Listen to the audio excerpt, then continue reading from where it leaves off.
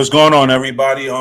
This is your host, Rels, my co-host Blacko, and this is the first of many things we're gonna entitle this the Uncut Conversations.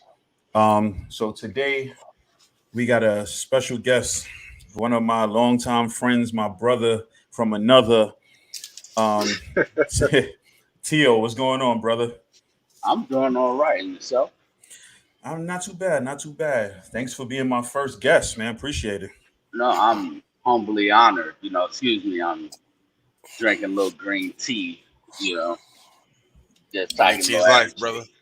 energy. Hey, man, the older you get, man, you gotta invest in your health, man. You know, and like I remember me and Rels back in the day, we used to go driving family members' houses on Thanksgiving, collecting plates. Man, that's he ain't Them never days is lied. over. No, you got that right. I don't know. We I don't just know about eat y'all, it. man. I don't know about y'all. I'm one plate and done now these days. I can't do Yo, Oh much that's more how yeah, I'm just man. feeling anymore. as I get older. Yeah. We You used ain't to never driving lie. the whip. Have boxes of food, man. Can't Man, do that listen, no more. Blacko, what's going on Nah, with you, man? I'm chilling, my brother. Can't complain. Other Sunday, Patriots won. So it's a hell of a good day. And Patriots are actually quite impressive right now, man. I can't even lie. Oh man. Shout to Mac Jones, man. You know what's That's what I'm crazy talking though? about. Not for nothing, Mac Jones looking like the best quarterback they made out the draft. Hmm. Yeah, that's why we got him. That's why Yeah, Mr. right. Belichick. Like you knew that was gonna be what was gonna be when you. Come on, I have faith in some Madden 20 days, man. I have faith in Mac. No, 21. Sorry, excuse me. He wasn't in 20. You know how I have faith in Mac. Right, right, You right. know what? I, It's I give respect to all Patriot fans because it's almost like the Chicago era when people were Jordan fans. So yeah, to see yeah. to see a true Patriot fan holding on, you know, during these times is pretty cool to see, man. Man, listen, Pretty I dope. know how he feels, man. Being a Bulls fan through the losing years, being a 49er fan through the losing years, I get it. When they win, you feel accomplished. You feel like you was part of the team. You know what I Uh, say? I just say I'm a 90s kid, man. I'm a 90s Bulls fan, 90s Dallas fan. Like up here in Buffalo, it's a hockey town. So I'll say I'm a 90s Gretzky fan. When Gretzky left the Rangers, that's when I stopped being a hockey fan. I haven't I think watched hockey ever since. I think every New Yorker just with that last thing you just said feel the same way. When Gretzky left, I left hockey because I don't know Yep. nothing hockey. Nah, I chill, don't chill. know I anything. I know Ovechkin. That's all I I know. don't know. And the only reason I know him is because I'm actually in a fantasy hockey draft at my job, and that's who I drafted.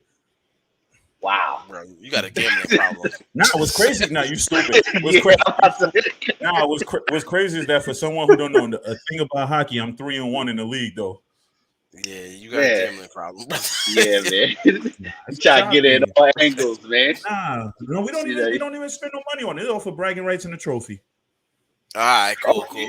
I you know, thought if money was involved, I'll say you got to call that 1-800 number. Not me, not me, not me. So, Tio, tell me about yourself, man. I mean, obviously, we grew up in the same hood. We didn't traveled up and down the roads together, literally up and down the roads together. Um, so tell me, what first of all, how did you feel growing up where we grew up at? um, hmm, that's a great question. Come from someone who literally was a neighbor. Um, I have a love hate thing for it. Hate thing because back then it was I'm ready to go. I'm ready to leave. I'm getting tired of all the nonsense and everything of that nature. As a grown man, it's like that love is there, but you can miss me with the BS that's still going on down there at the end of the day. And especially now with having kids, it's like my fear level has definitely went up over the years having kids. Before I'm like, I don't give a who cares? Whoever wants it can get it. Now it's like, nah. Seeing, my kids grow up and actually bringing them down there, it's kind of like, wow. it's cool for them to see where I grew up, but it's also a reminder, to keep grinding. Mm-hmm. Straight up keep grinding, making sure doing the things I gotta do to not go back. But so much has changed Yeah. on on the block, aka Webster. So much has changed. It's not even the same block anymore.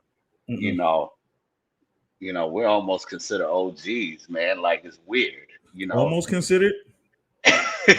Yeah, I'm young, man. Yo, son, Yeah, I know. I feel you. Look, I feel you. But yo, some dude called me OG the other day. I'm like, whoa, it's whoa. weird.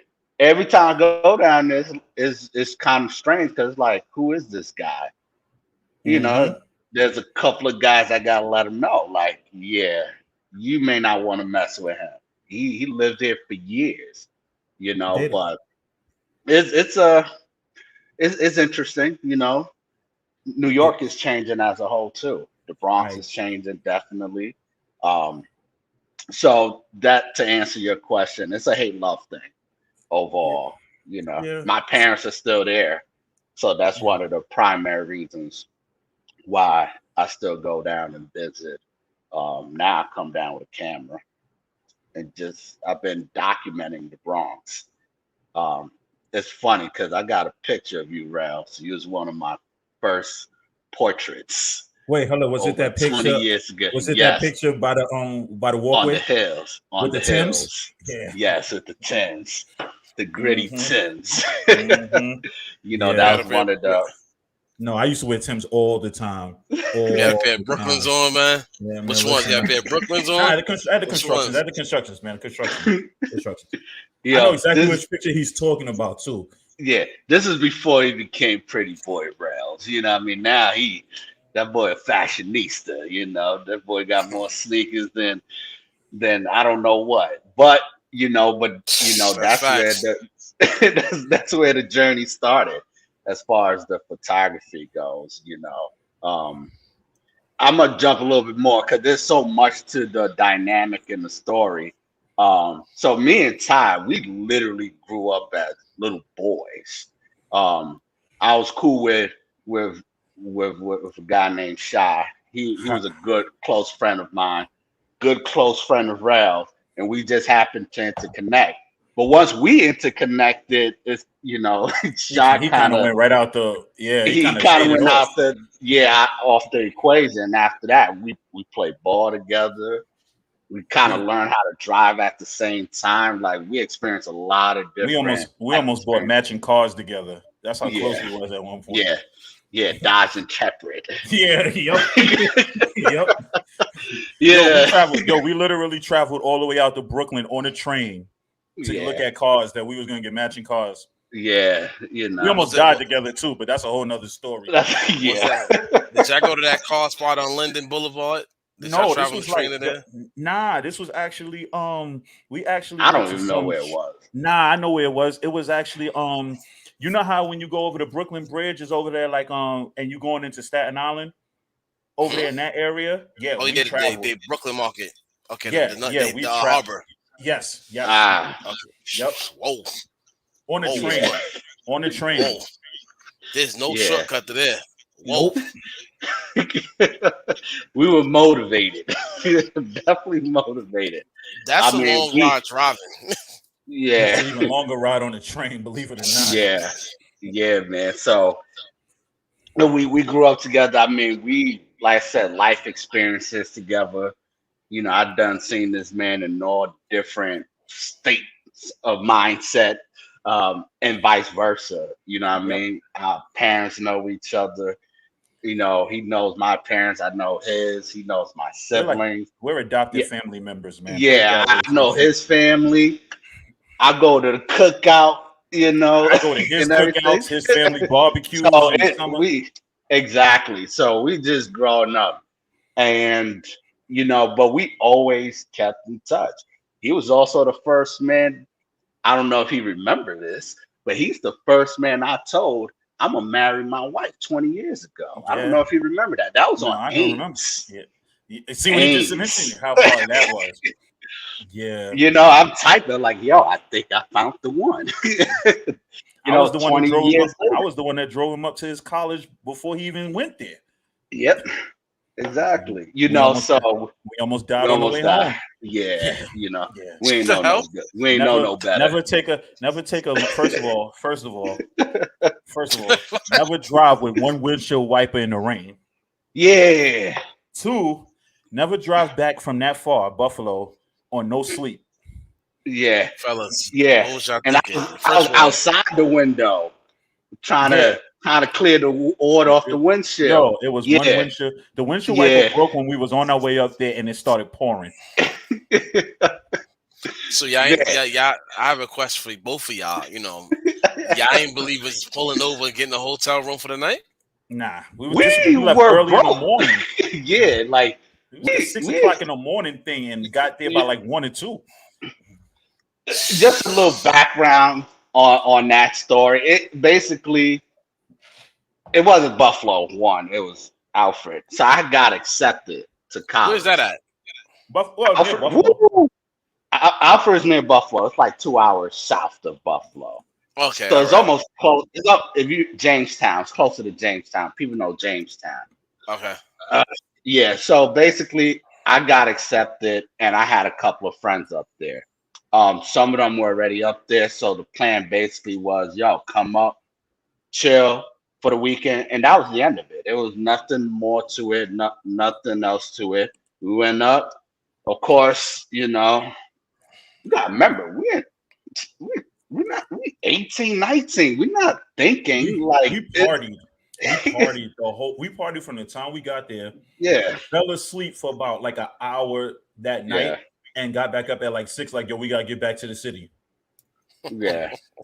Yeah, so you know what? At the end of the day, with young boys, just And the hey, key word is exactly what you said, young boys. young boys, and it was rest in peace. It was your grandfather's van, you Yeah, know. I wrecked You the know, whole van. yeah, man. I'm yeah, it was yeah. He hit that barrier. Put it We this way: were awake if for there the was rest no of the ride. barrier there, I would not be here We, right now. yeah, we would have been over. No questions asked, none Yes. whatsoever. It sounds like y'all was on an adventurous lifestyle, man. But You know what I mean? that right there is good memories, 18, though, to there's have. 18, 18, 19-year-olds traveling up Yeah, and down the road. pretty That's what I'm saying. much. That's very good memories to have. A lot of people can't say that. A lot, especially like the 18-year-olds. The most they can say is, "Yo, we've been on the block together."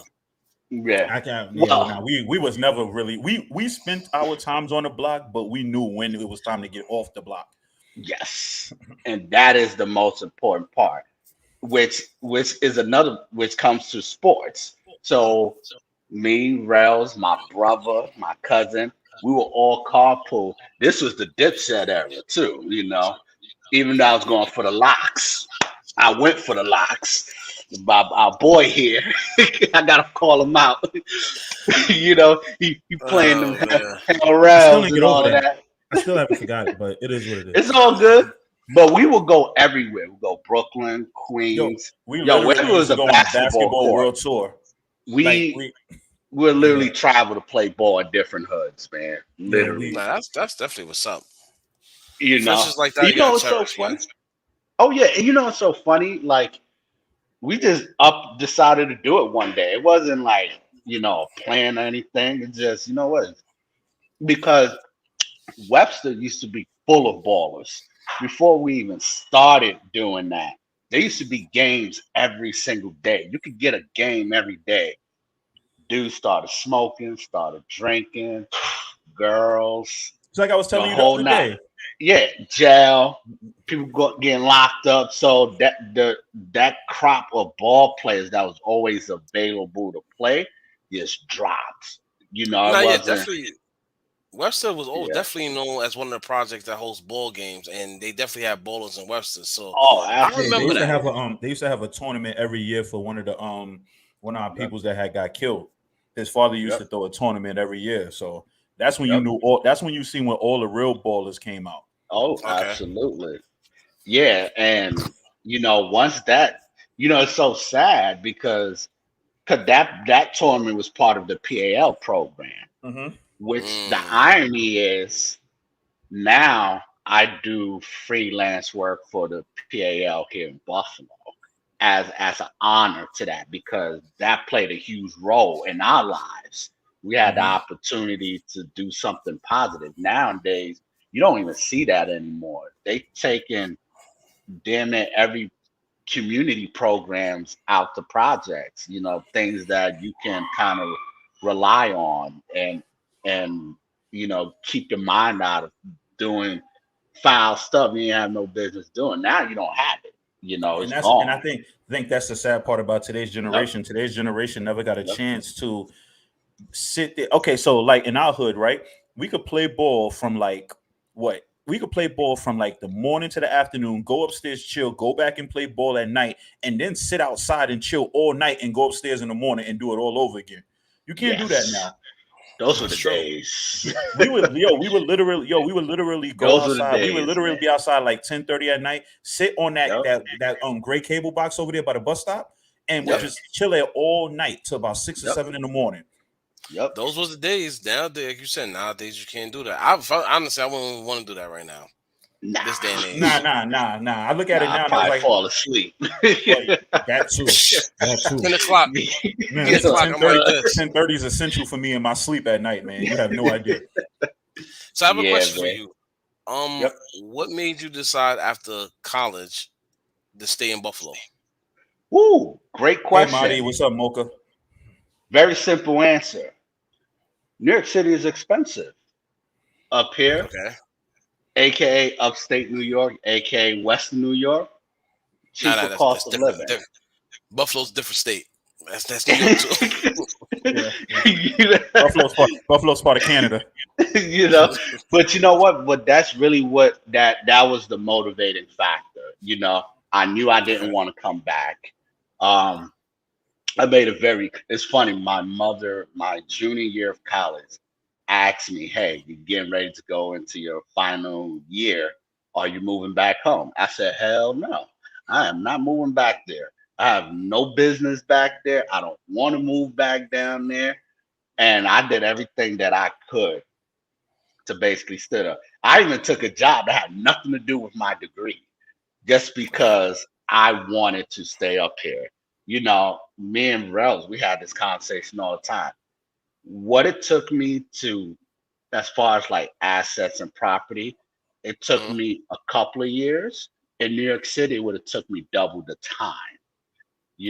And I always tell that to everyone who lives in New York City. Because New York City's home.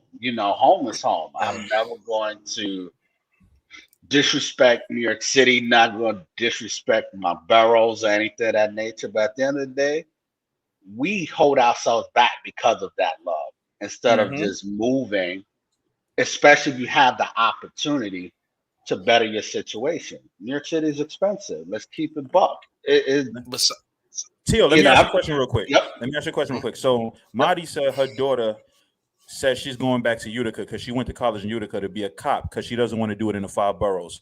yep. Do you think it's easier up there, or do you think it would be harder up there?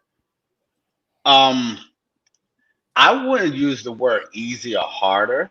I think easier in a sense. I would put it this way, and I don't mean to speak for all New York City cops, and no disrespect to them or anything. They Okay. have to work overtime to break even. Versus in Utica or anywhere outside of, you could literally work a regular 40, 50 hour and still be good. Are you a You know, cop, I Tio? bec- no, I am not. Um, Okay. what I do work for the state. I do work as a sergeant. But what I deal with specifically, I'm not in the streets. Okay. Them days is long way past. So I deal more with the power plants. So I do Okay. something very specific. But as far as law enforcement, the cost of living is better. The salary matches the cost of living. If you choose to work overtime, that's because you want to. We have police departments up here that make six figures a year, easy, easy, and they don't even do anything. So put that in perspective, I remember when I was going through the whole process, I looked at New York City at the time. And when I looked at it, in the academy, you're making 18,000 a year. And I'm thinking, yeah, that's a I'm sorry. little low. In And the who? What? academy, 18,000 with To a this day? uniform allowance. No, this was Still like to this 20 day? something years ago. No, no, no. I don't know what Okay. it is now. But this Okay. was my decision not to go into NYPD. When I saw 18,000, I'm like, yo, that's 20 years ago. And I think it's like 6,000, no, 6,000 for clothing allowance. So basically, we'll put an average of 20,000 a year. That's just the academy. You go in the streets, you're making about 24. Then you got to wait 2, 3 years just to break 36. That that is for New York City. Yes, there are people that do it, but to be in a professional line of work and you're making that amount with the level of danger, it don't match. That's why So you got a lot of officers that work overtime just to break over that just to hump. make ends meet. Yeah, so you're absolutely. saying the New York City, now I read the New York City inflation, self-inflation, because we already had that before Yep, everything else, is way greater than the actual up there in salary. Buffalo. Okay. Correct. Absolutely. Let me give you a perfect example. I had to go down for training in New York City. This was years ago. And I went to the Rite Aid. I had like a stomach ache. I was like, let me get a Pepto Bismol. There's a little box, four little chewables of Pepto Bismol, $8. I paid $8 Yes. for that. Mm-hmm. Yes. Here That's in that's Buffalo was $4, $1 a chewable. So they added $2 each. They added It's $2. So it's double two the dollars a it's pill. double the Yep, double the cost, price. double the price, and the inflation is crazy. And and I see, Marty just said the moonlighting. So with me, um, I went through the academy and everything. I've done that up here, and I had like the job that I was with, the outfit that I was with, I should say. I was clean, steady, 30 a year, but 30 grand a year in Western New York, you're okay. You know what I okay. mean? You ain't rich, but you're able to own things. You could do things. You can, I mean, I remember me and Rels, we were talking about car insurance. I don't know if you remember, this is like 20 years. I'm like, yeah, I'm paying like $150 a month. And he just looked at me like I was crazy. He couldn't believe it. Man, But listen, it's just, it's 150 to my 300 plus. yeah. But you know what? That's just inflation. It's the inflation game. And I always tell people, if you have the opportunity and you can, definitely. That's why you got a lot of people that move to New Jersey. They move to New Jersey. They Or still stay Connecticut, in New York. or Yeah, even Connecticut, they work in New York, but they go to New Jersey or Connecticut because or some the even cost of living is lower. some Or even some PA. even travel to PA. Yeah, there you go. Yep. Yeah. You know what I mean? Is That's just the reality of it. So that was my decision. My decision was a business decision. No emotions attached to it. It was a clear thought. I did my research. I looked, made a comparison. I said, hey, this ain't gonna work for me. You know, I I just knew that just wasn't gonna work for me because I knew I'll have to work 4 times as hard versus 2 times as hard just to break even. Mm-hmm. And I was like, that was my decision right there.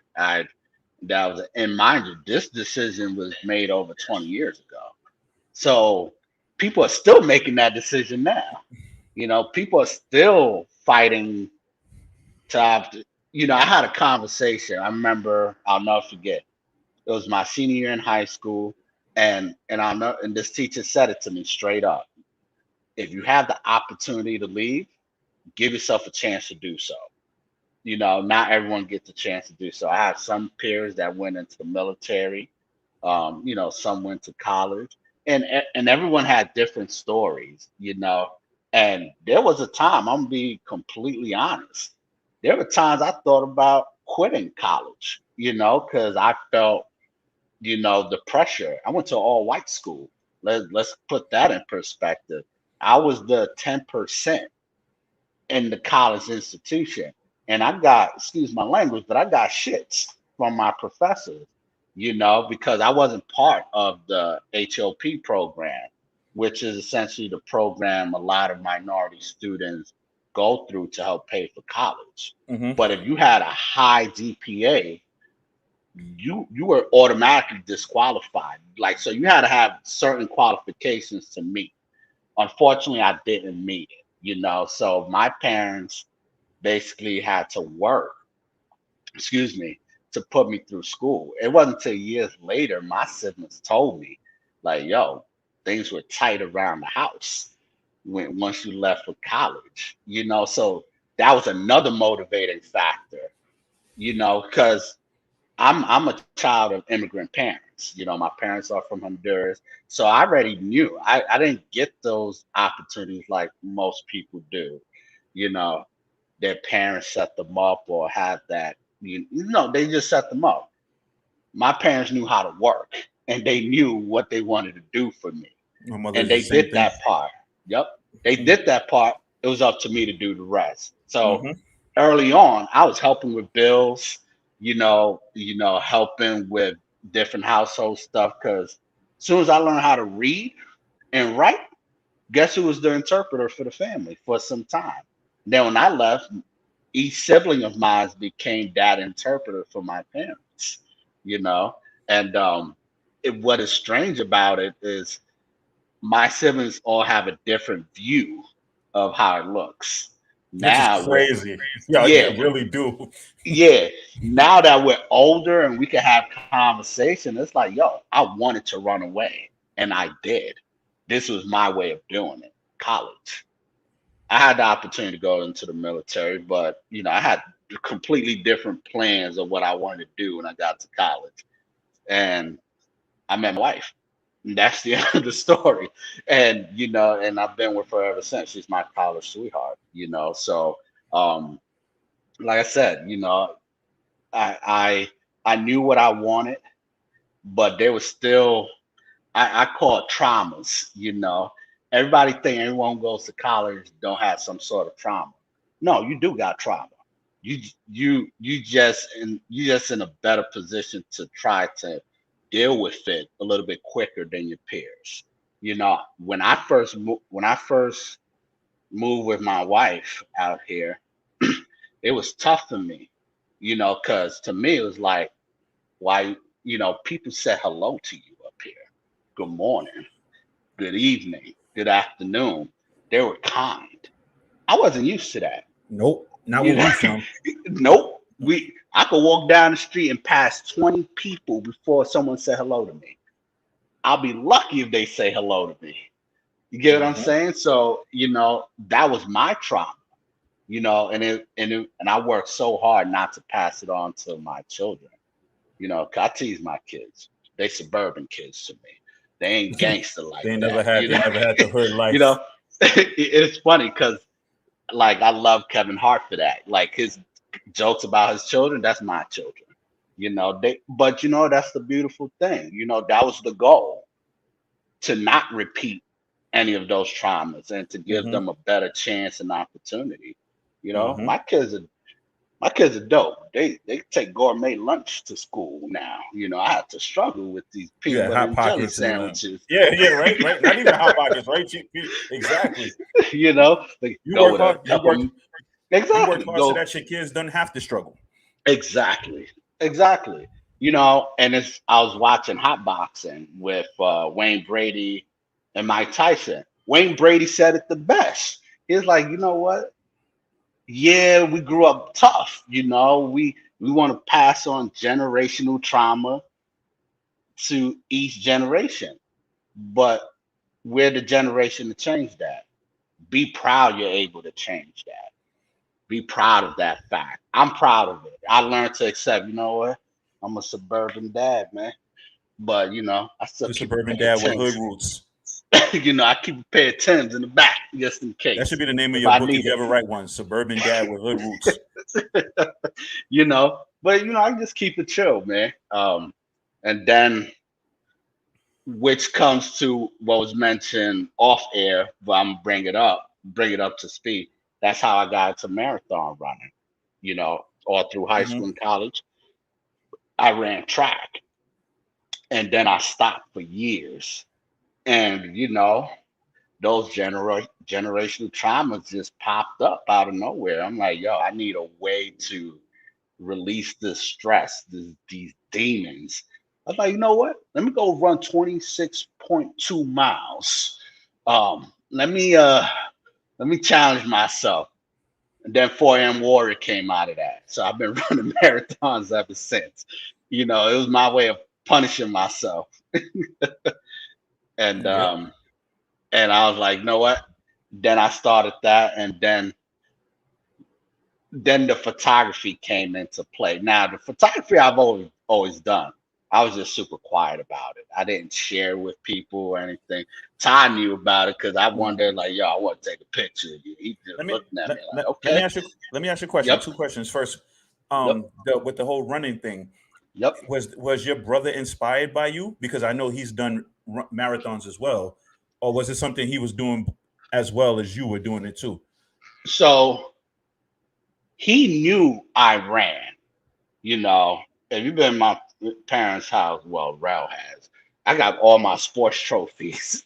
So you know what sports I played. So Hmm. I was never a distance runner. I was a sprinter. So he started doing marathons first. Oh. Mm. That's the catch. So he was doing marathons first. And then, in my mind, I'm like, yo, that's crazy, man. I think I want to try it. He when he completed his first marathon, I was like, you know what? I'm gonna give it a try. And I started, and he ran my first marathon. He ran with me, Hmm. and here's the crazy part about my first marathon. I'll never forget it. It took me like 7 hours to complete. You actually supposed to. They give you a 6 hour time limit. Took me about seven and some change to finish. Of course, my brother Mara, he finished it. He just freaking left me. I got lost.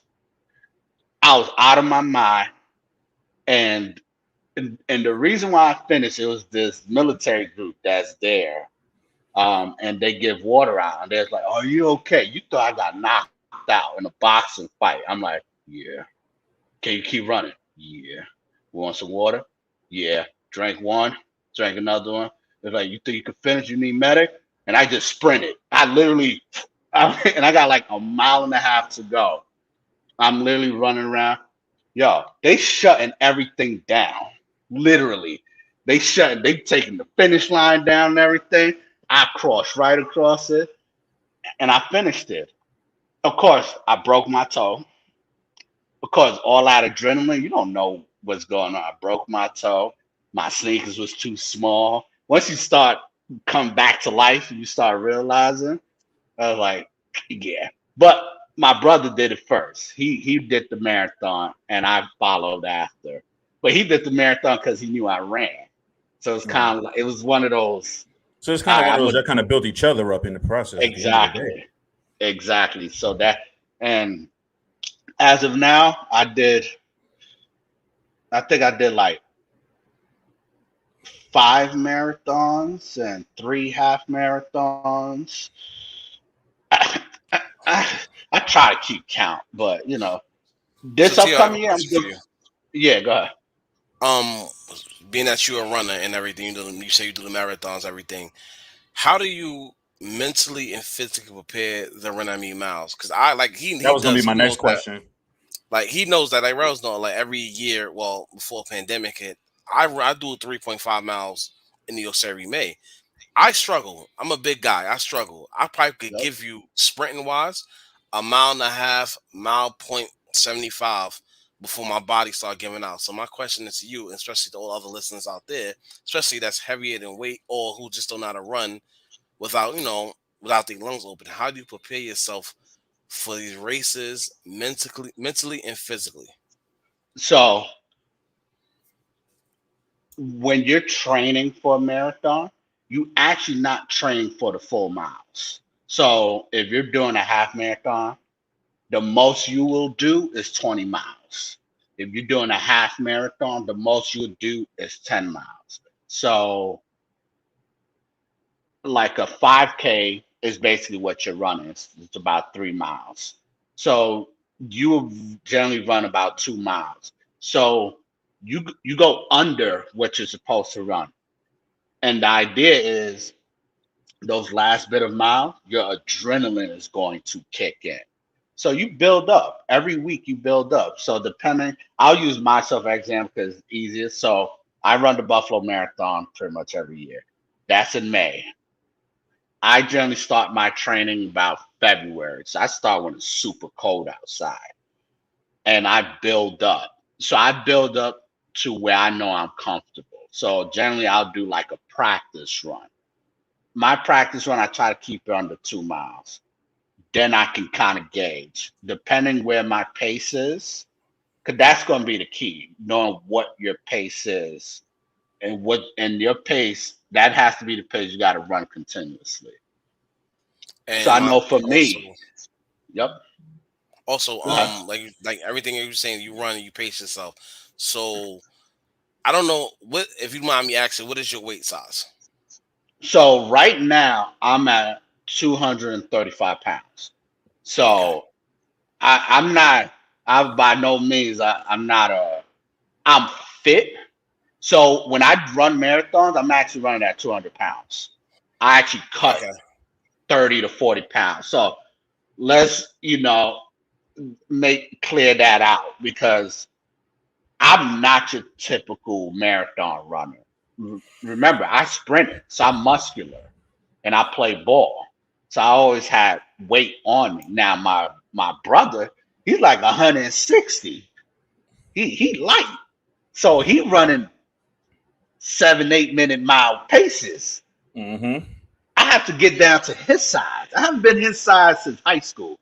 When I was running at my performance, 'cause I was top 10 in New York City. I was 155 pounds sprinter. When I got to college, I was running at 175 pounds. I put 20 pounds of muscle. Now I'm a grown. I got man weight on me. I'm not fat. Anything. I'm muscular, but for me to run comfortably, I definitely got to drop the weight. You So do have you, to drop the weight what is your comfortably. what is your diet, what is your dietary plan when you know you're about to run So these marathons? Like, some people, they will go partly vegan, some will go, you or just they'll said cut it. out certain foods, or you go vegan. All I right, go because a lot. vegan. Okay. I go vegan. Now I'm vegan on the on season. Off season, I go back to my chicken and beef, but I try to be consistent with it. Okay. Um, high fiber meals is very important. Making sure you're taking adequate proteins, and really listening to your body. That's really the key. You know, as you get older, there's certain things you just can't eat anymore. Like I can't do dairy like that anymore, because it bloats me. So I stay away from that. Obviously, your water intake. Um, there's but so much water you can drink until you get tired of it. So I do a lot of electrolytes. So like Okay. Pedialyte, because it has Like no sugar. Propel water is another. I just discovered that as Yes. well. Propel water. Yep. Sugar Rails, if you free. ever want to check that out, Mm-hmm. it's a flavored water. It got electrolytes in it, 0 calories. You Yep. won't go wrong. They Yep. sell them in Dollar Tree and in Walmart. And I Yep. actually just discovered it, and it's very good. And I'm actually about to take that transaction from juice to that. So, And look into that. yeah, and also with your dieting, whatever you cut out, you should be replacing. That's where people mess up at. So if you remove potato chips out of your diet, right? Hmm. What are you going to replace that with? You know, because that's where we mess up. We end up going in the store and them bag of chips is calling you. Are you going to replace it with fruits? Are you going to do granola? Like, like what are you going to replace Mm. with that? Because you could cut down on your calories, Mm-hmm. but you still have to eat. That doesn't change at all. Obviously meal planning is super important and being disciplined. That's the that's the difference between high performance athletes, bodybuilders, people who are really, really into fitness. It's that discipline, knowing where you're trying to go, where you want to go. And Mm-hmm. yes, you're gonna have bad days, and it's okay. Don't beat yourself up for having a bad day, Shot and it don't bad too check your much. yeah, and don't check the weights, the scale every day either. You're gonna lose your mind. I promise you. I've been there. you know, Trust me, I've been there. you know. Since we're talking about we're talking about health wise now. I have another question for you. Since you're a sprinter, and it's the same question I asked my boss. So I'm now getting a disrespect for somebody else that I just met. So when you run these marathons, obviously you drop your weight down. What Yep. was your preparation and your intakes and outtakes of your weight loss? Whew. Hmm. So what I generally, if I'm understanding your question, so what I'll do, so my weight loss was based off my mileage gain, if this makes sense. I'm kind of going back around, like how you build up. So Okay. if you know you could run comfortably 1 mile or 2 mile, you start with that for about 2 weeks. Then you build your miles. Every week you add a mile. So every week you should be dropping. I know a good solid week, I can drop 10 pounds because I have a high metabolism. Bad week, it could be 5 pounds. So long as I'm in that range, Mm-hmm. that's how I break down.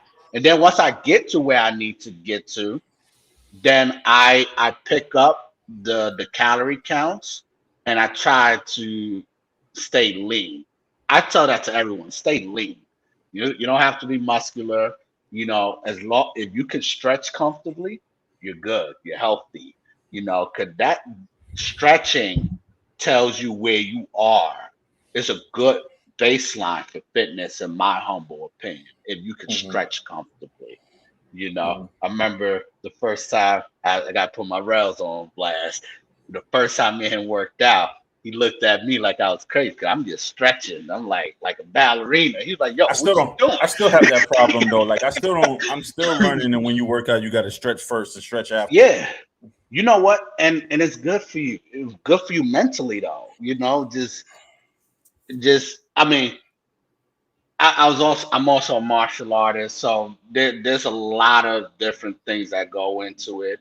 So I try to, and I mess up just like everybody else. There are days I'm starving. I'm like, you know what?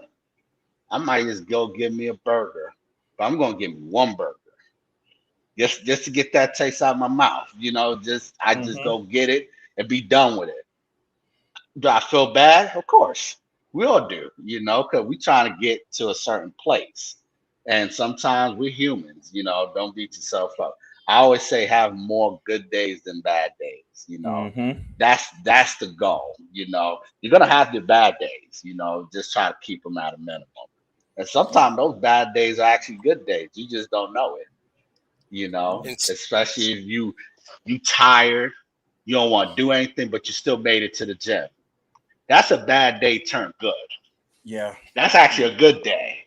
But for Mm-hmm. you, because you're tired, you can't get those reps in the way you want to. Is But you you still you made it feel like though. You you still did still something. made it. Exactly. I'm going to the Absolutely. gym right now after this interview because of you, Tio. I got you. He's lying. He's lying. But That's but I'm all going right, man. You're tomorrow doing though. I'm 20 going back push-ups. tomorrow. I told myself uh, I'm going back tomorrow. I missed the Bane Awesome. look. so Tia, let me ask you a question. So Marty Yep. had this question up for a while. She said, "How do you feel about the generational curse of 18 and out?" Interesting question. So I made the decision that I wanted to leave at 18. That was my decision. My parents didn't make that decision for me, but I have met other parents where that was a conversation. Yo, when you turn 18, you're either moving out or you working and helping paying bills. Honestly, I think that is a generational curse that needs to be broken. I have a son. Um, when he turned 18, we had that conversation. I said, listen, I do believe you should have expectations for your child. But I don't think you need to necessarily kick out your child. The conversation I had was, hey, do what you got to do to get yourself right. Get your money right, get your situation right. At the end of the day, you're a young man. You need your own space. I'm not telling you to leave now. I'm just simply telling you start mentally preparing for when you want to leave. And when you need my help, I will help you. I will help guide you. I think the problem with the generational curse, we kick them out, but we don't teach them anything. We Kick we them out don't with no real show them. plan. Exactly. We just tell them, yo, go out and figure it out yourself. And you know what? It doesn't work like that. We all need help, no Let's matter be what honest. age we are. Let's be honest. A I lot of mean, people at 18 are not ready for the real world. That's absolutely. facts. That's very true. And you're absolutely correct. That's why I had to made it. That's why I had to make it clear. I made a decision to leave at 18. Now, my reason for leaving, what we just discussed, I didn't want to be in the hood anymore. It was very plain and simple. My traumatic experience living in the hood was the only thing I needed. That was the boot that I needed to leave. I didn't need anything else. My parents weren't necessarily tough on me.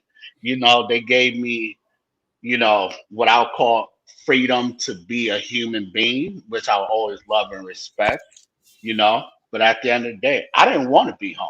That was my decision, So I'm very conscientious of that question, that generational curse. I think every parent should handle that type of situation based off their child. Every child is an individual. You can't group every 18-year-old together. Hmm. Me and me, me and Rels, we drove across New York State at 18. We Yeah, we're wasn't really ready crazy. for that. Yeah, because we damn We're sure wasn't ready ready for for it. that. But we made that decision, but we made that decision based off, we always driving around. We want to do something different. Let's just do it, right? Hmm. But that was based off experience. Parents do that and their kids have no experience. How you gonna baby your kid from birth to To 17 and three 17, quarters and and then then at kick 18, them be like, out you at gotta go. 18? Hmm. Yeah, And you that's why a ain't lot of teach these them kids, nothing. and that's why a You lot of ain't these teach kids them nothing. nowadays, they don't. I think, especially these now, I think our generation was the last of that 18 and out from all these questions. Because look Yep, at these kids now. I yep, don't think they have the fear of potentially you have to get out your parents' house by 18 that we did. Think about it. We yep, growing up, even our parents that say to us, we heard always around 18, you gotta get yep. the fuck out. 18, you out. Mhm. Nowadays, these kids on some, yeah, they outside all day. My parents ain't doing nothing to them, and it's not like they young mothers. Some of these parents just don't give a fuck. You know what I'm saying? Oh yeah. They not putting that hardships on them. So when they by the time they get 16 and 17, they ain't not thinking about it. My mom ain't kicking me out. My mom ain't kicking me out. But us now, it was on some like, yo, damn, it's 16. It's almost time for us to get out. It's almost time for Hmm. us to I go. always, I have a mix of my children. One is 24, one is 15, and one just turned 8. So I call it the wicked staircase. But the most important thing I always say, and it's something my wife and I discuss, is make decisions based off your kids' personality, their individuality. Who are Hmm. they as person? What are their strengths and weaknesses? And and I used to tell my son, because there was a small time where he was getting bullied. I said, what's so crazy about you getting bullied? I said, the the kids that are bullying, their parents were the piece of shit individuals that I had to deal with when I was going to school. Now they Yep. kids ain't got no common sense, That's So that facts. common sense era is the is the is the is the missing key to all of this. You know, and great point, Marty. I just saw Salute, your Marty. text. Salute, Marty. Absolutely. Definitely. So here's the thing. My parents' thing was, we owe you a bachelor. We owe you a bachelor. We will pay for your bachelor, and that's it. You got to figure out the rest on your own. You are on your own after that, but we will help you get your bachelor's. So that's how my parents treated myself and my siblings. That And we owe you that the minimum, you know. Um, and like I said, it all depends on your child. Every child is different. Every child reacts differently. Like me, I was the oldest. So I already, traditionally the oldest always carried the load, traditionally, you know, and sometimes that changes depending on family dynamics. Because I've seen the youngest act like the oldest, and the Mm-hmm. oldest is on some other stuff. You get what I'm saying? So, Mm-hmm. gotta give respect for that. But I, as far as that, and you take each generational curse one by one, one by one. And you know what? Even when your kids leave, they still need you. My son still needs me. There are Mm-hmm. questions he asks me: taxes, car insurance. And I always tell my kids this: as long as I got breath on my body, I'm always be your teacher. I would stop being your teacher when I need your help, when I can't do for me. So my job is to pour into you because I want to be in a nice retirement home, and y'all gonna pay for it. Mm-hmm. That's what I tell my kids. Like, I'm being funny, but at the same token, you that's what being we're truthful. supposed to do. We're Mm-hmm. supposed to pour into our kids. We don't stop pouring into them. You And it's do not great. stop pouring into them, and that's where I think a lot of parents fail because they feel like, yo, they're 18, I'm gonna go live my best life. Shit, some of Your these parents best, living their best life when their kids is 14. That's crazy. there you go. These, these kids Yeah, nowadays, it sucks yeah, because like yeah, Ty know me. I like to talk to kids, man. I'm very because I was a kid, like you said, the whole bullying. I went through the whole bullying thing yep, until I realized, I could shoot my hands. And a lot of these kids go through that, and especially how you just said with the whole how your son comes talk to you about actual stuff and everything, and the whole yep, generational curse with the 18 and out. These kids grew up differently than we did. These yep, kids, these millennium kids is way different from us. yep. These like the 80s and 90s kids. We grew Mhm. up the harshest. We didn't have like the social media. So honestly is dangerous. Social media teaches everything. It makes them honestly social media make and break these kids. Yep, Well, we growing up, we had to go outside and go through the experience. So, exactly. like I said, it comes to the point of the 18 and out. We was afraid of the 18 and out. Some Yep. might have been ready. Some might thought they was ready. But at the end of the day, we really wasn't. Yeah. But our Yep. parents put that in that they even though like I told you, they didn't put that fear into us. We already had it in our mind already by a certain age, like damn, Yep. 18, we gotta go. Whereas the Yep. millennial kids, they not doing that. They like, yo, Yeah. listen, I could go do this, I could go do that. I could if my mom's put me out, I could go hustle, I could we ain't think about none of Yeah. that.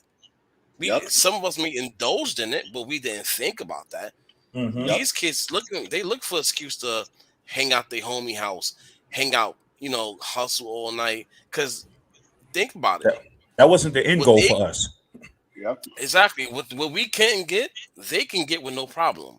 Like how we working hard for what we gotta get. Yep. They outside all day. Yep. They outside. And I They don't have think, yeah, I'm sorry. and no, just to add on, I just think there's no sense of pride in anything anymore. It's something my father used to tell me all the time. Listen, when you go out in these streets or wherever you at in the world, the name that I gave you, that name is attached to me. So you need to respect my name. Respect it. Respect my name. Wherever you go, respect it. Because if you don't respect my name, I'm Nobody gonna be else will. very upset. I'm Yeah, gonna and be nobody else upset will. with you. Exactly. Kids ain't being told that. Like, the concept of your name goes so far and your name should be respected. They want their You hood name know, respected. That's what it is. exactly. But here's the thing: respect isn't fear. That's what these guys are thinking. Oh, they scared of me. See, here's the problem: when they scared of you, they ain't gonna use this. You're gonna become a t-shirt memorial. That's what you're gonna become because they Hmm. Yep. scared of you. You know what I Yep. mean? They scared of you. And it's like that's not how you want to move or live, man. I do mentorships. I talk to young men, and and I try to give them the same knowledge that was given to me, poured into me. And some of them, I remember I was with a group of boys. We were reading a book. I'll never forget this. The typical attitude, yo, I don't read books, man. I said, well, you're gonna read it today. All right. I closed the door. I said, y'all all gonna read. And you know what? Y'all all gonna support each other. Some of y'all may have better reading levels than others. And the toughest guy in the room was the smartest one, which was crazy to me. And this kid was just super smart. I'm like, yo, We He's well, dangerous. we grew up in a He's time, dangerous. but we gotta understand too. We also grew up in a time where you would think people made fun of us for being smart. So we had to hide that's true. being smart because we didn't Yep. want to get looked upon as being as people in the hood thinking that we were better than them because we went to school or we had an education. Yeah. And you know what? And I'm glad I was built differently because I ain't give a damn. Terrell's know that. I paraded my smartness. And You you got could not respected tell. for it. They knew who Yeah, you were. I'm like, yo, why should I be embarrassed for being smart and educated? Now, if I'm down talking you or I don't respect you like a man, then I can understand your beef with me. But like I tell people, I could go back on Webster and have a conversation with anybody on the block, Hmm. and they would never feel less than when they speak to me. Hmm. I can, you know, my mom, Rels will attest to it. My mom knows everybody. She is the mayor of the Bronx. There is not a soul she does not know. Real talk, but I learned that from her. It don't cost you anything to be kind to someone. It don't cost you anything. It's free. It's that's free. very true. Rel's mom is the same way. Same exact way. Hmm. Anytime I see mom, hey, you good? You need help? What's going on? And all the OGs, all the game bangers that mo- motherfuckers are scared of, they gentlemen when they see our parents. That is true. That's how it's That is supposed to You be. true. know why? That's the way it should be, right? That's how It it's supposed to should be. be that way. But it's You not know in what I the mean? it's not with the younger generation. Nowadays, nah, that level of respect is gone. It's not even like you don't even respect your elders anymore. It's like that old saying: you leave women, children, and the elders alone, man. Leave them alone. They don't do Leave, that leave the anymore. leave the civilians alone. Don't Nah, them become a days. civilian when you get locked up, and all of a sudden, you want to start telling your stories and all of that, and everything Hmm. that done happen. You Them know, days is over. Them days exactly. is so. Those days You is so know, over, and it's sad because it's like what y'all was saying. They don't respect anything. They don't respect any like I said. We respect our elders, and even though some our exactly. elders maybe they may have been drunks, drug addicts, whatever, we still had that sense of respect because some for they was older. Yep. Yup, Even though we exactly. didn't have to respect them, it was still an age limit thing. 10 years Oh, older, you said they absolutely. elder. Nowadays, these kids, they wilding out nowadays. They don't respect anything. They don't respect each other. Oh, That is They true. respect absolutely. they so called bros or they big homies. Like And I don't even know. I honestly, that They respect it's they weird to me.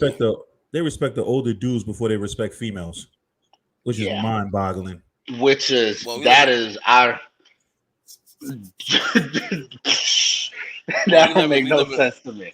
we're in an era now where females want to be guys, and I'm not even talking about sexual preference. I'm talking about the way they want to act.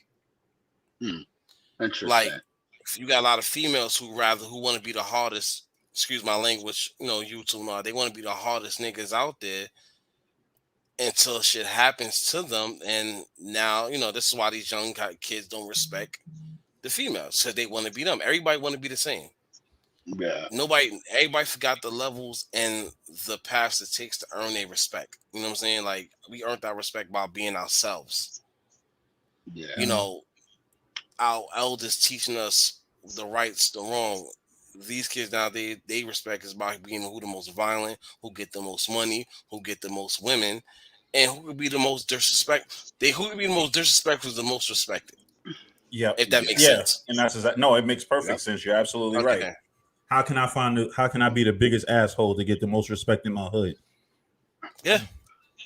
But you know what? That respect is so short lived, though, man. That Yeah, but they that's don't see the that though. They don't know that. it's that temporary love, man. I don't need it. Of course they need it because they ain't getting it at home. They're not being Sure. shown that that ain't the way. It's the streets are raising these kids now even more than ever. They're used to. I remember one time I had a I had a heated debate with a fellow police officer, and I was like, it's so funny how, because I'm the type that I'll call out. I ain't got no problems. And I was like, it's so funny, you see a person of color, all of a sudden you act all tough and all of that, or you have your mentality on how they move and Hmm. different things of that nature, right? And I remember one guy, he was like, Teo, you're not the same. You're not like them. I said, no, no, no, no, no. I said, let me Mm. let me correct you right there. I'm Mm. just like them. I said, those OGs that you used to lock up, those guys that actually gave you respect because it was part of the game, those are the same guys that told me to stay in school.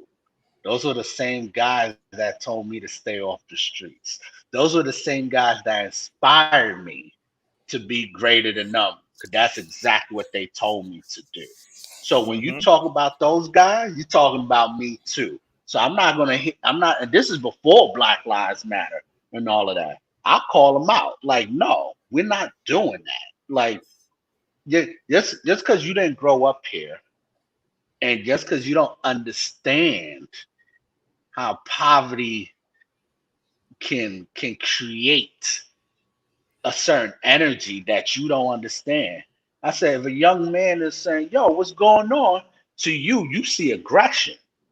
If he's Hmm. speaking to me, he's just talking. He's just Hmm. talking to me. So I'm gonna talk to him. Hey, what's going on? You good? Now I'm my OG, this is what's going on. I'm like, listen, man, stay in school, stay out of trouble. I know right now school don't look like the best thing, but it's the best option, you know. Finish out what you finish out because when you get older, you're gonna have choices. At least give yourself the fighting chance to have a choice. That's not what we're not telling our young kids today. They're taking Hmm. away those choices from themselves. So by the time they get to that age, they can't get a job because they can't pass a piss test, or they already got a BS criminal record, they because they can't afford to get it expunged or Hmm. sealed. You get what I'm saying? So, I always try to do my part as far as stuff like that goes and just having those type of conversations. Ain't nobody having those conversations. And then the ones you think that should be having it, they just egging that on. They Hmm. just egging that behavior on, and it's not cool, man. It's definitely not cool at all. Hmm. It's not cool. All right, so let me ask you a question as we wrap this up. Your photography, what would Yep. you say is probably the best picture you've probably ever taken, or the most memorable? Man, that is. You know what? I haven't taken the perfect picture yet. I'm Mm, I'm still looking for it. mm, Um, I let the people make that decision for me. What's my best photo or my best work or different thing. I still got a lot of, a lot of stuff I want to accomplish as a photographer. Um, mm-hmm, um, a lot of stuff I want to accomplish as a photographer. A lot of stuff I want to do as a working photographer. So I always leave that room. I haven't taken my best picture yet. I'm mm-hmm, still working on it. It's almost like I still have breath. Until I have no breath. Because the best pictures, the best photos are from those that ain't here with us no more. I'm still mm. here. I'm still working. As long as I got breath and I have dexterity in my hands, I'm gonna still take those pictures. Look at that boy blushing. Whatever, whatever, whatever, whatever. I What ain't would gonna you? put you on blast, but that boy Whatever, whatever, blushing. whatever. What would, what would you say? Eyelids flashing, everything except Whatever, whatever. That boy got What the would you? glow. Not throwing any middle fingers up because I don't know what the YouTube laws are, so I'm gonna leave it alone. But That boy so whatever. glowing. What would you say was probably your most memorable photo you've taken so far?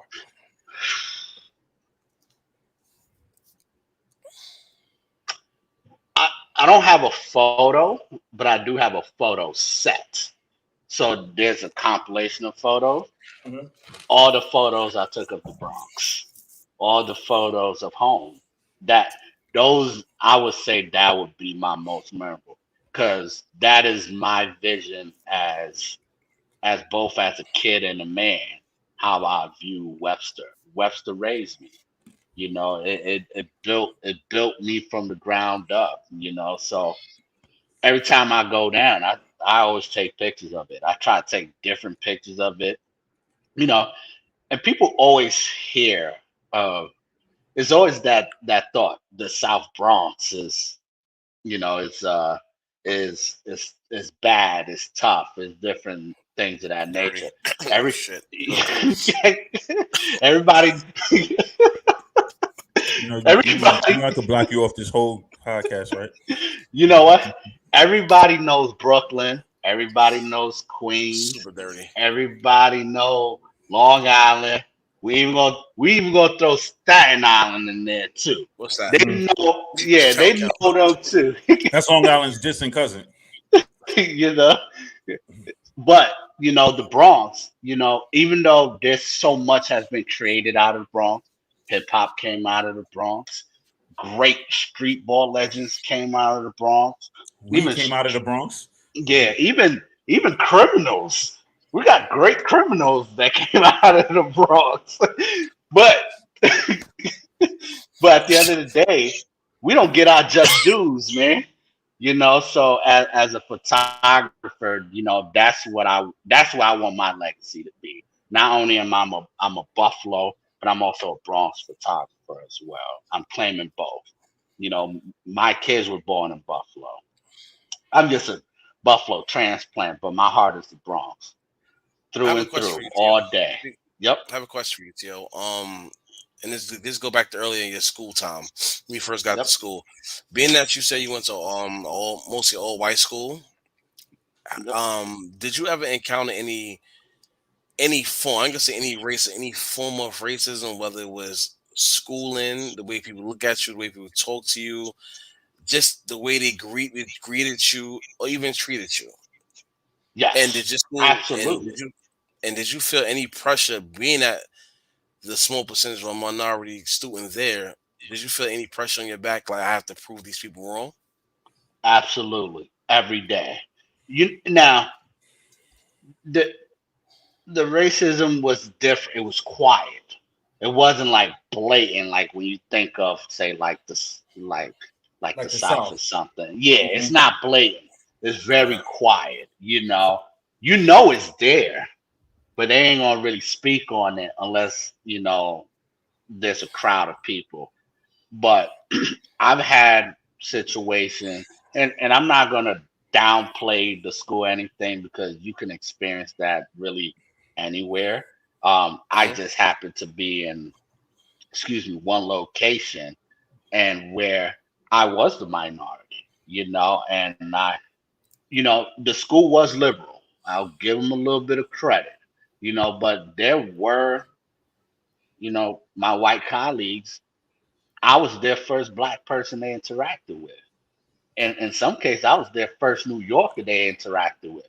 And here was the challenge. There are two types of New Yorkers.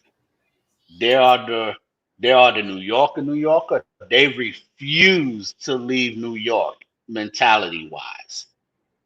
They New York through and through. They ignorant. They so ignorant to the point where it's embarrassing. Then there's the other New Yorkers, you know, like myself. I love New York. I'm a New Yorker, blood on, blood out. But I know how to accept other cultures too. I don't mind trying something new that that that is different from what I know. Let me give you a perfect example. I'm gonna bring Brother Rails into this. When he came up to Buffalo one year, Buffalo is known for their best buffalo wings. I took him to a spot. He ate it. He finished it. He's like, "That ain't the best wings, bro." I'm like, "What do you mean? This is it?" He's like, "It ain't the best wings. This ain't the best wings I ever had." But he said, "I enjoyed it though, but it wasn't the best wings." Then I was like, "All right, when I come back home, you gonna take me where you feel is the best wings." He took me where the best wings was. I ate it. It was delicious. It wasn't the best wings to me, but we agreed to disagree. Different That we perspectives. just, yeah, we enjoyed the experience. We enjoyed breaking bread together and being able to say, you know what, me and him are cultured.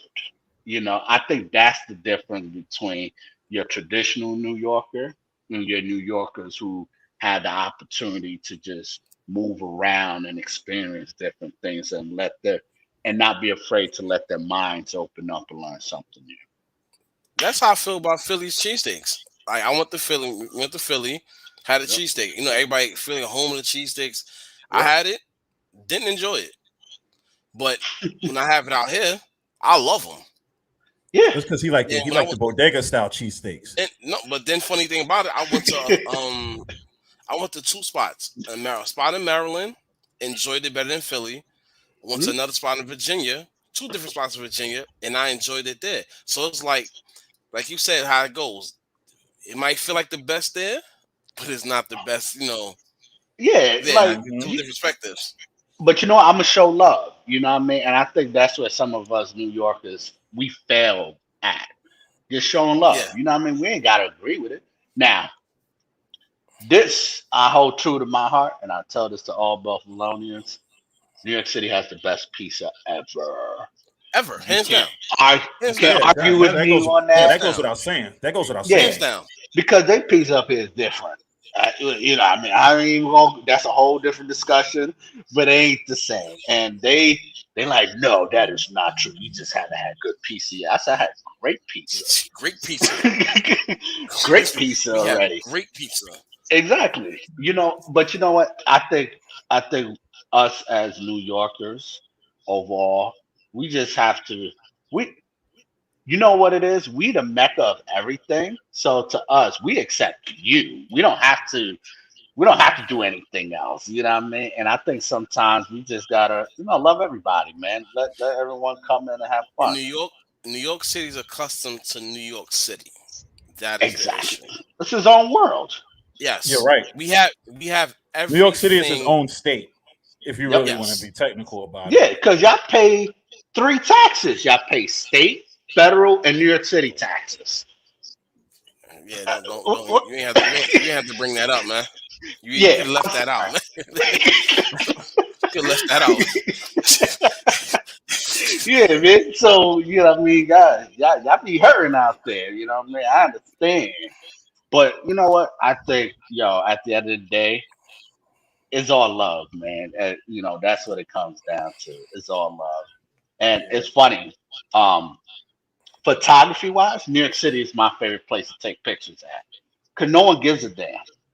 No one Very cares. true. I could walk around my camera, they just keep walking on by. Everywhere Mm-hmm. else, it's like, oh, The you have home, a camera. this the home of minding our business. This the home of minding Exactly. your damn business.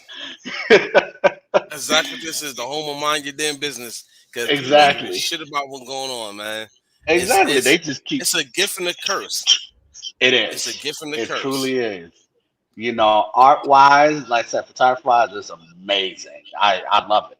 We Come have beautiful down. art in New York City. Beautiful Oh, art in New York City. New absolutely. York Mm-hmm. City, for like promising, like you're a photographer, like you just said. Yep. Prime example, the Bronx. The Yep. Bronx, and I'll be very honest with this. I'm not even talking about the South Bronx, no, none of that. The Bronx is not a clean place. But when it comes to Where you photography, from, brother? He's I'm from the from the Bronx. That's Bronx. the crazy I'm from the shit. Bronx. I'm from the Oh, Bronx. come on. What part of the No, Bronx you from? Don't tell me from well, uptown. you know He what? is. I've been He here. is. Yeah. I've been here 20-something years, so I'm gonna say I'm uptown now, man. I'm gonna claim it. I'm originally from 141st Street, though. Okay, Originally, okay. I went to but school no, not too far from there. I went to Dirty Gompers Stompers. I know. You know Oh, what I'm you went to the factory. You worked saying? there. That ain't no school. That's work. But no, like I was saying with the Bronx, though, Yep. the Bronx have so many hidden gems for photography. Whether you want it gritty, Yep. urban, because gritty and urban is two different things. People always Mm-hmm. associate it, so it's two different things. You have a nice Yes. part of the Bronx, and we have a botanical way. We want flowers, trees, and all that. So you get the Yep. best of both of everything inside the Bronx. What we don't have, only thing we miss in the Bronx is our skyscrapers. You want Mm. skyscrapers? You go to Manhattan. You go to the Well, edge of Brooklyn. You go to Hoboken. You go to Hoboken and get I would Manhattan. say I This would say the best skyscraper you probably have, and it's not really a skyscraper per se, but it would be Yankee Stadium. Yeah. it's not a But you know skyscraper. what? The Bronx, like I said, the That's Bronx what I is said. It's not a changing. skyscraper. The Bronx is changing. So like the what is the area? Hunts Point area.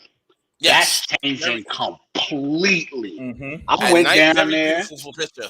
Yes, you got the Bronx Brewery down there where they make their own beers. You could chill, drink, whatever. You got Yeah, the Bronx Native store down there. That whole area is changing completely.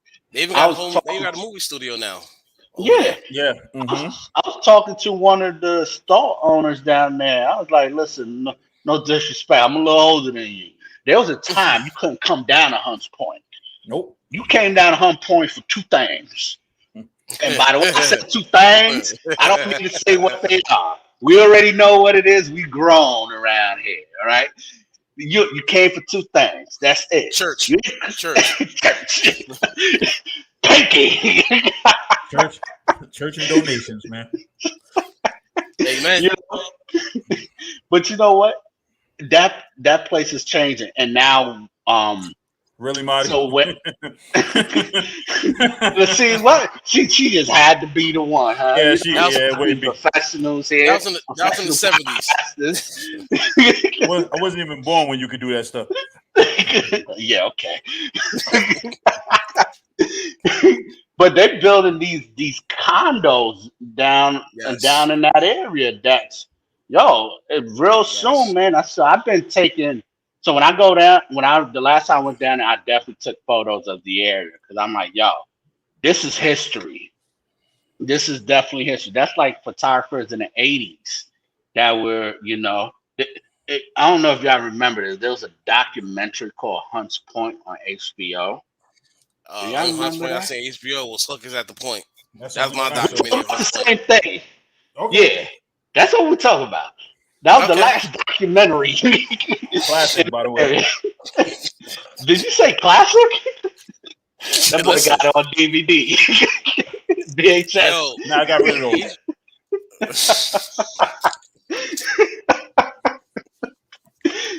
Yo, Well, of course she knows what it is. I mean, come on. But you know That's what? The it. area is changing. Woo, man. See, we're trying to be Like you, professional podcasters here. You know what I mean? They're trying to get us out of our element.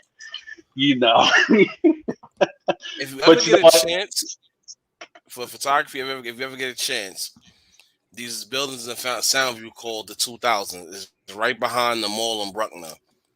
Okay. When you ever if you go to like the 10th floor usually have like an open balcony. Yep. If you go like at dawn or nighttime, you can take photography of going towards the city. It's a great view. So if you Mm, ever want that nightlife city take, go there. yeah. If you want to look at Gotcha. Manhattan from the east side, like down the river, go to Randall's Island, going towards like across from 96. Beautiful. Hmm. Like you'll find, or go to Brooklyn Bridge Park. Like you'll find different places to take your photography, and you'll come up with some real nice shots. Well, I definitely appreciate the plug, man. Definitely do. You got it. You know, and always looking for something different. You know, me and my one of the last projects, my brother comes with me a lot. One of the last projects that I did, I didn't release it yet. I Okay. took photos of Malcolm X's original house, his house in Harlem, the mosque there, Okay. um, even down to the Audubon Ballroom where he was unfortunately assassinated. Got the chance to win there, so I went to all the different places that was associated with Malcolm X, and I took those photos in film. I do for both film and digital. So I just been looking this right now is just recording different things of the Bronx, especially Okay. now that it's changing. Like on Webster, Ty, if you remember, um, they didn't have all those borders in the middle of No, in they the didn't. street. It's I most got inconvenient. yeah, Convenient. I got pictures of that Hmm. without the borders at Just like there all. wasn't, just like they were in meter parking across the street. Yeah, This of course. Yeah, this is well, all regular that's a parking. whole different. This parking nuisance in New York City. Every Thorough. time I go there, if I leave 2 hour, an hour to 2 hours waiting for parking, and then the parking spot I used to go to, I don't even know if they take visitors anymore. The spot you park at, Rels. I don't. That's I a think. whole nother story for another time. Oh my Considering what god. happened this week. Oh The fuck. Lord, But they take man. monthly, but they real funny when it comes to taking just like people Yeah, who are just staying there for a couple of hours or for a night. yeah, Hmm. yeah. I figured that out real quick. But the nicest thing that happened in Webster was the gym. That is a Hmm. nice gym. Hmm. Nice gym, even though you got the Chinese restaurant next to it. My favorite place, man. You know, now that It's new like little spot every gym with the has that. food. That's the funny part. Every My Yep. gym thing is, has that shit. I wish every gym had a Subway or something instead of a Chinese restaurant. But you never notice most gyms have all the crazy fast foods, and they always play Hmm. the fast food. I always tell you in the gym, they always play the fast food commercials like a Fridays, Applebee's, Chinese. Like Chinese restaurants don't have commercials, but like, every time, like I know it's just me when I work out. Like say if I'm on the treadmill or something, I always happen to see Applebee's commercial. Burgers and ribs be looking so good, but it's your willpower. Oh, absolutely. It's like I mentioned earlier, it's the discipline. And I think that's a conspiracy, you ask Hmm. me. I think these But I places shouldn't be they jogging thought and it would licking come my from lips at down. the same time. No, I agree, man. It's just yo, where there's money to be made, they're gonna do it. That's But where like the self discipline comes into and like play, he said, there's a lot of with the what Ralph said with the whole subway thing. man. Yeah. If you look at it, there's not a lot of subways in minority neighborhoods. You might get a subway here and there, but it's not a lot of subways. Subways is definitely healthy for you, especially if you work out, you go to the gym, like how he Yep. does. I'm not going to include me in it because he goes way more than me. He's more disciplined than me. So like he does, like he go to the gym. Like I'm quite sure he'll eat a Subway sandwich over a Chinese food any day. In my, Oh, I would. If there was a Subways across, if there was a Subways next to the gym as opposed to a Chinese restaurant, I'd be in the Subways like every day. Oh yeah. Absolutely. and Mm-hmm. Subways is delicious. Absolutely. Listen, a Mm-hmm. meatball sub, man. Listen, some chips. So Sorry, what I happened got with hungry. Blimpies, man? Blimpies. They ran out of lettuce. You You stupid. know, because the last Blimpie I remember was the one on Third Ave on that little Me corner. too. Word 149. Word. That was the Yeah, last it used Blimpies. to, yeah. I want to say that was the last one. No, Castle Hill still got one. If Castle Hill ran to the train station, I think they still got the last. Oh, I know Blimpie. what you're talking about. I know what you're talking about. Right on Castle Hill in Westchester. Yeah, that shit frightening to stay Gotcha. alive. But everybody see you you definitely from the Bronx. You know about that. That Blimpies was a fucking. I'm surprised that Yeah, shit man. wasn't what's some shit's called a landmark. Yeah. That been serving the community forever. Like that's where I got my first hero sandwiches from. Yep. That's might how wanna- that's why I discovered vinegar and lettuce is a good ass mix. Onion That's vinegar. nasty. Yep. That's You're nasty. bugging. You're That's bugging. nasty. You That's never a had whole onion nother vinegar on conversation. hero? First, no, I don't eat none of that stuff on my sandwich. What the It's fuck? just the What? meat and the cheese. It's just the meat and the cheese, man. Yo, Yeah, grow this up, dude's man. this dude's a caveman. Don't It's put the meat and nothing cheese. on my Nope, sandwich. I don't put nothing on my sandwich. I won't eat it. My It'll man change your eating. life. Yo, I go It'll to the change store. your life. Yo, if I go to the store order a sandwich, they put mayonnaise. I go right back to the store like, yo, I didn't want this. I need a new sandwich. Wait, you eat Yeah. dry sandwiches? Dry sandwiches. Yeah, he eat Riker sandwiches with water, man. Facts. You got locked in before? Trying to tell us something? If I did, I ain't saying it out loud. We missed the party of life. You trying to take it out the Matrix? What the hell's going on here? Nah, I never liked it. What's your He's been What's your different. favorite deli meat? I need to understand. What's your favorite deli meat? What? Ham? Spice ham? No, ham. Not Regular spicy ham. Regular ham. Government ham. Or honey ham. Honey ham.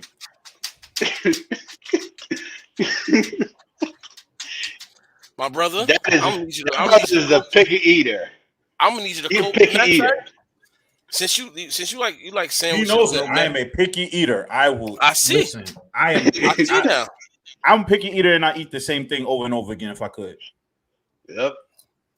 Picky eater to the core. That is ridiculous. I did not know that. If I go to a restaurant, I will get the same thing over and over again if I know that I like it.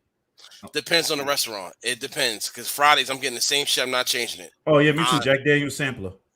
Nah, all Jack Daniel's wings to me. I'm not changing shit. Don't change my drink. Nothing. Keep it coming. If it's BBQs, it's sticky wings and yellow rice with no scallions every time. I can't. See, BBQ's a little different because it's the boneless sticky wings, or it's the baby back ribs. The BBQ slacked off a whole lot in the last couple of years, so I can't really rock with it. I can't really rock with it and shit. But nah, damn, son, you eat dry sandwiches, man. Yep. How did Dry sandwiches is life, man. With a cup of water. But you eat bacon, egg, and cheese with cream cheese, jelly, nasty shit on there. Bacon, egg, and sausage, egg, and cheese with butter and jelly. Get it right. But you don't put no mayonnaise on the sandwich though. That's but you eat that disgusting. Fear Factor. That's disgusting. You eat that Fear That's Factor disgusting. shit you just said. You call it whatever you want. You can call it the real special for all I care. That's my shit. But you know what's crazy? No, you know what's crazy though, bro. And I laugh and joke with you about it. I'm on YouTube a whole lot. I watch everything. I literally just discovered that is literally called a New York breakfast sandwich. Yeah, it is. Yep. Bacon, egg, and cheese, sausage, egg, and cheese. Those are all New York style sandwiches. Yes, No. The shit that you know, what you put on it, the butter and jelly. That is considered a New York breakfast sandwich. I just discovered that shit last week. I meant to tell you that too. Like, wow. Oh yeah. That's crazy. So is like I didn't know it was. So there are people that do butter and jelly and the bagel. That's it. They don't even put egg and cheese. Oh, like it's like in a butter roll and you just putting jelly on it. That's what they call it, a butter roll. But New York has got a name for everything, man. Mm-hmm. And then you got to say it a certain way. You got to put a finesse to it. You can't say let me get a bacon, egg, and cheese. You got to say it's all one word. Yo, let me get a sausage, egg, and cheese with butter and jelly. It's all one word. You don't even breathe. You no comment. And they catch it. And shout out to the cooks. They definitely be catching that shit too. Like, I got you. No, shout out to the cooks who know my sandwich before I even get there. I ain't even got to say nothing. You're the only one that eat it. That's right. You ain't gonna eat it. That's That's right. why. You are absolutely. Look. One time, Marty went to the store. In the morning, she got me a sandwich. She told the guy, "Yo, can I get a sausage, egg, and cheese with butter and jelly?" He go, "Oh, it's for that guy, right?" You know. But funny thing about it, I'll tell you this though, and this is no funny shit. Say if you was in Manhattan, a downtown, something like that, and that's something you order every day, they will add that to the menu and act like they created that. I have seen I can that see shit I need done that. my before. royalties. I I need see my that. royalties for that. I need my I've seen royalties that for done that. before. They would Nah, definitely add it to the menu. I need my royalties for that. Royalties. New York already claimed it, man. Nah, That's chill. it. Chill. They already That's claimed. mine. You see they already messed up the chopped cheese sandwiches. They making chopped cheese with regular hamburger patties. Chopped cheese belong with ground beef, but they took it. It became a New York thing. They used the hamburger patties, the frozen hamburger patties at that.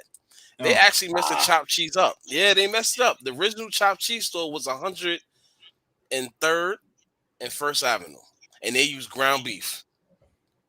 But it got commercialized now. Yeah, I can commercialize everything. Just keep my butter and jelly to my sandwiches. I don't care what y'all do. Nah, you forget it. They don't take that, B. Nah, You better chill. copyright it. You better copyright it right now and stop playing.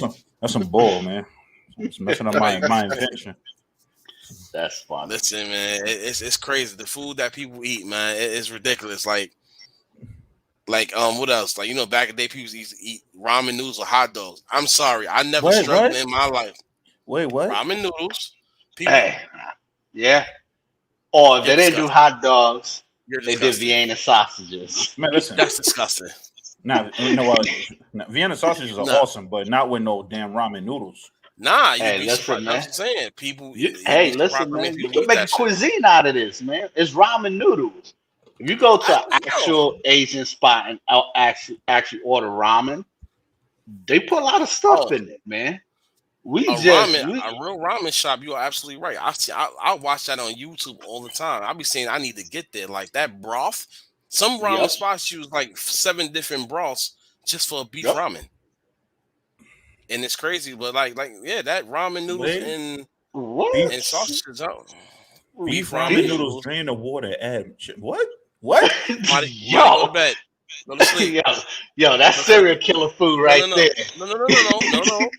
No funny shit. I know somebody that does that. That used to do crazy? that when I was younger.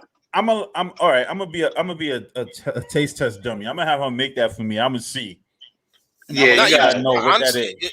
It's cheesy ramen. That's exactly what it is. I seen I that. don't want it. Then. Forget it. Nah. It's cheesy ramen. Nah. You know the simplest meal she'll make for me is macaroni and cheese with bacon in it.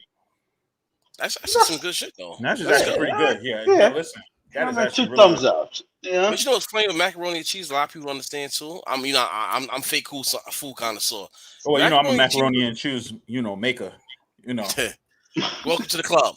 Macaroni and cheese are actually supposed to be eaten by itself for dinner. Nothing else with it. How back in the day, how you back in you got mac and cheese with chicken, all the shit. It actually supposed to be made by itself. Like if you watch old movies back in the day, they be like, we eating a mac and cheese dinner. That's it. Because remember, they try to keep it weight control with the pasta and this pasta and the starch. Listen, nowadays if I ask somebody what you good. Ask somebody nowadays what you eat, and they say mac and cheese. I'm like, with what?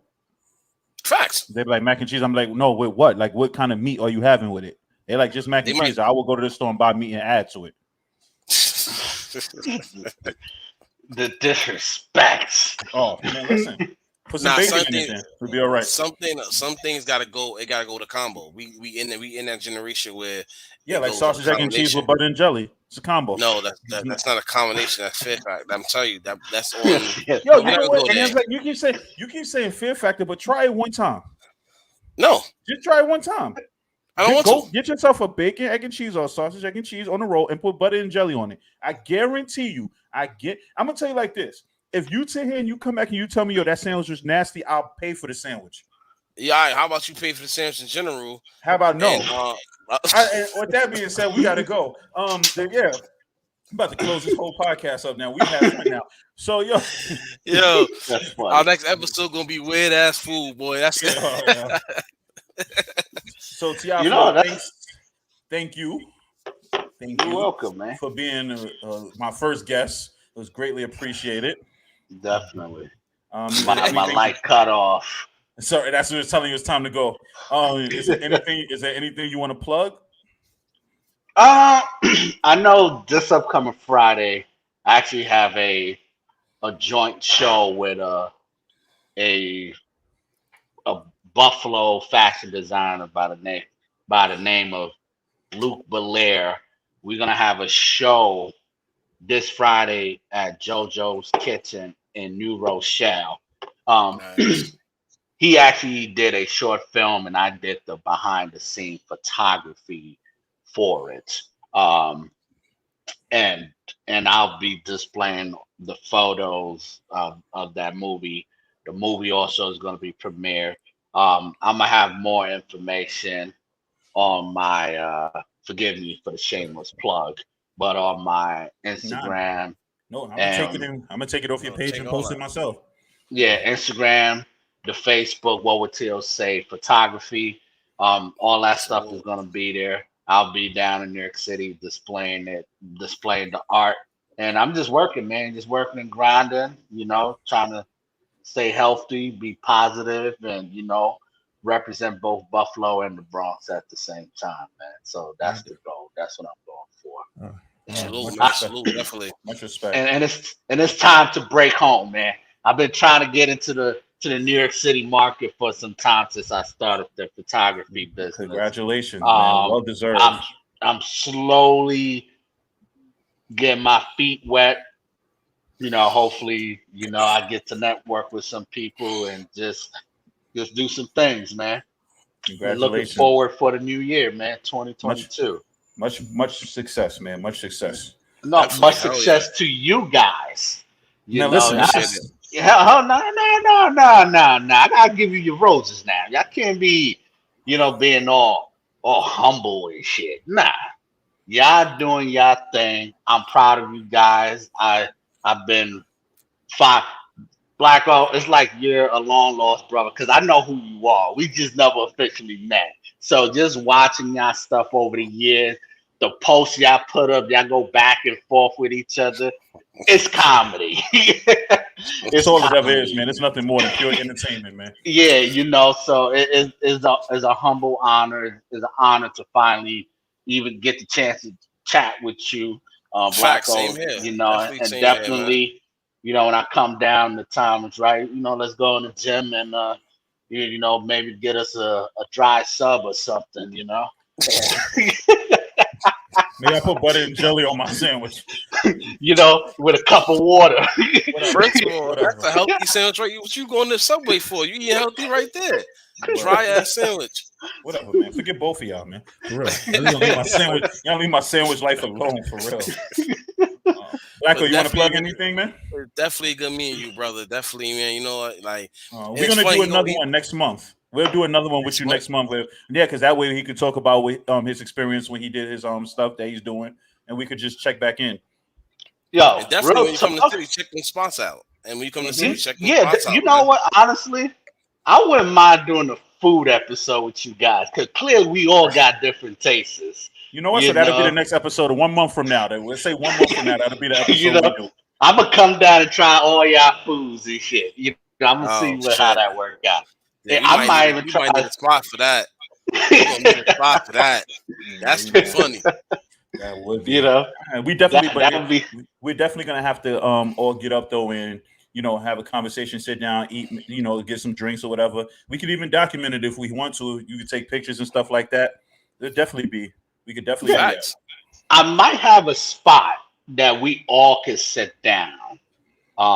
When the opportunity comes, I have a good friend of mine who actually owns a studio up in the Bronx. Okay. Okay. I will get that information out and let's see what we can do. Because for the next couple of months, I will be in New York City, Mm-hmm. um, uh, for family stuff. Mm-hmm. So see what we can do. We can coordinate that. Let's say Okay. he's a good friend of mine.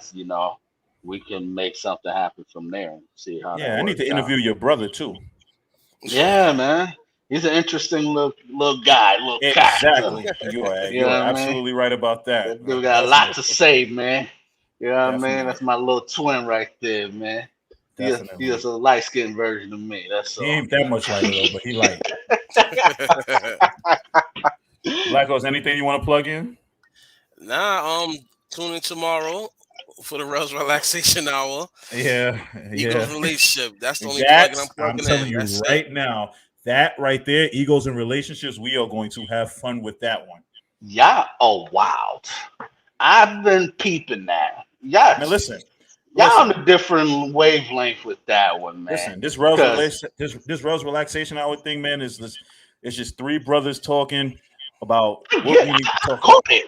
You know what I mean? See, my thing is, Good. I need you to chime in tomorrow. Then good. You see you know, this no, no, comment, no, this no, no, little no. comment See, section. I want you to chime in. You see? Word, hold on, word, hold on. word. You already started. These bar conversations is for the bars, but I respect it. You know what I mean? 'Cause at the It's end of the day, egos in relationships. I'm doing this because I feel like us as men, we need to put this out there. We older now. It's not like it's 10 years ago.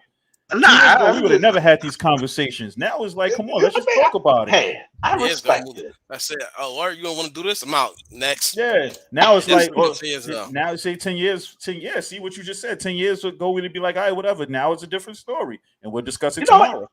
Trust me, I respect it. I definitely did. Y'all level of bravery is much higher than If mine. if you want, maybe I'll put you on the show tomorrow. You know what? I'm not ready yet. You I'm not sure? Because ready. I can add you. I can add you. I'm not ready yet. Look, you Hey, being listen, being the one, you being the listen. one. Okay, so look, you being the one married for as long as you've been married would be a great perspective for what this topic is about tomorrow. Listen. I learned over the years. Oh, I know you did. I know. Hold on. We've I had those learned. conversations. We've learned I from each learned. other. Yeah, true. But I also learned, you know, you got to move with grace. That's what I'm going to say. You know what I mean? He just said the ultimate cop out. Without You know saying what I mean? You got to move with grace. You know what I mean? he said, I'm gonna sit this You one know, out. You don't got to you know what I mean? Listen. A wise man once told me, learn when to speak and learn when to Shut walk the. on out. Yep. It wasn't my uncle, right? It wasn't my He uncle, definitely was your uncle. You're right. Cause he sure talks. And he won't stop talking. How he doing? Oh, God. We'll talk about that one once we go off air. But make sure y'all tune in tomorrow to that Rose Relaxation Hour on YouTube by going on the Evening Rush Network. You'll have me, Blacko, and Mac, and we're gonna talk about egos and relationships. So Mac, that what should up? be fun. So with that being said, once again, Teo, thank you for your time. We appreciate that. Definitely. And with that being See, said, look, I got my water. Oh, Excellent. I'm still whatever. going strong. With that being said, we out. Have a good night, y'all. Peace. All right, y'all. Later, bro. Yep.